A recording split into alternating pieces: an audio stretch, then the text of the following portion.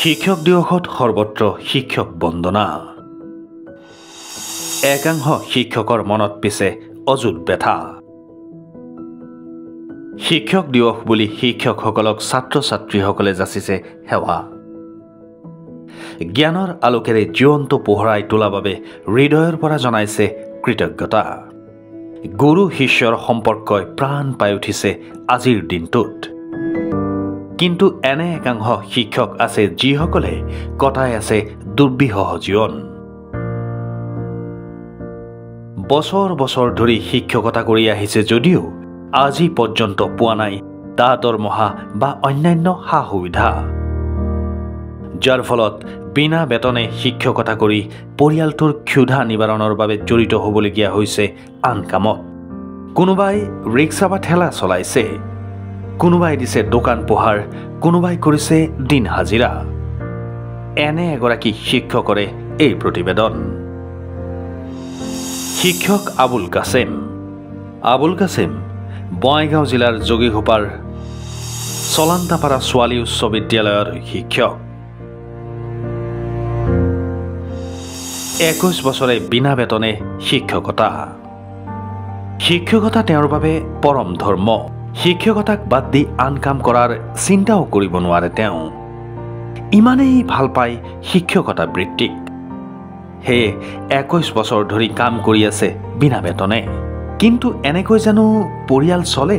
পৰিয়ালটোৰ পেটৰ ক্ষুধা নিবাৰণৰ বাবে বেটাৰী ৰিক্সাকে সাৰথি কৰি ল'লে শিক্ষক আবুল কাছেমে।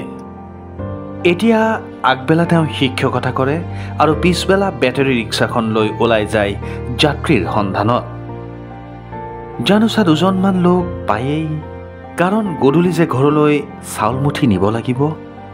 মোৰ নাম আবুল কাছেম। 21 বছৰৰ পৰা বিনা বেতনে ছোৱালী উচ্চ বিদ্যালয়ত কৰ্মৰত হৈ আছোঁ। 1 টকা নলৈয়ে কৰ্মৰত হৈ আছোঁ আৰু ভৱিষ্যতে থাকিও যাম যিমান দিনলৈকে ৰিটায়াৰ নহয়। চলাওঁ স্কুল ছুটি হোৱাৰ পিছত 3টাৰ পিছত বা 4টাৰ পৰা ৰাতিপুৱা অলপ চলাওঁ। ৰাতিপুৱা 8 বজালৈকে চলাই গা পা ধুই স্কুললৈ যাওঁ আৰু আবেলি স্কুল ছুটি হ'লে আহি পৰিয়াল পোহপাল দিয়াৰ কাৰণে এইখন পন্থা অৱলম্বন কৰিছোঁ। শিক্ষক দিৱসৰ দিনা চৰকাৰৰ ওচৰত এইটো অনুৰোধ জনাম যে আজি পবিত্ৰ শিক্ষক দিৱসৰ দিনাৰ পৰাই যেন আমাৰ অপ্ৰাদেশিকৃত বিদ্যালয় যিমান আছে এই কামখিনি হাতত লৈ অতি সোনকালে আমাক যেন উপকাৰ কৰে। হয়, মোৰ দৰে আন বহুতো আছে। কিছুমানে চব্জিৰ বিজনেছ কৰি আছে, কিছুমানে দোকান কৰি আছে। তো এওঁলোকৰ মুখৰ পিনে চাই যদি চৰকাৰে এটা সুব্যৱস্থা কৰে তেনেহ'লে আমি নথৈ আনন্দিত হ'ম।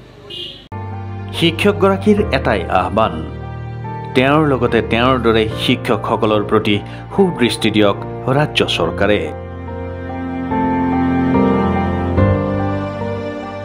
যোগীঘোপাৰ পৰা জাহিৰুল ইছলামৰ ৰিপৰ্ট, এনি ভাৰত 24।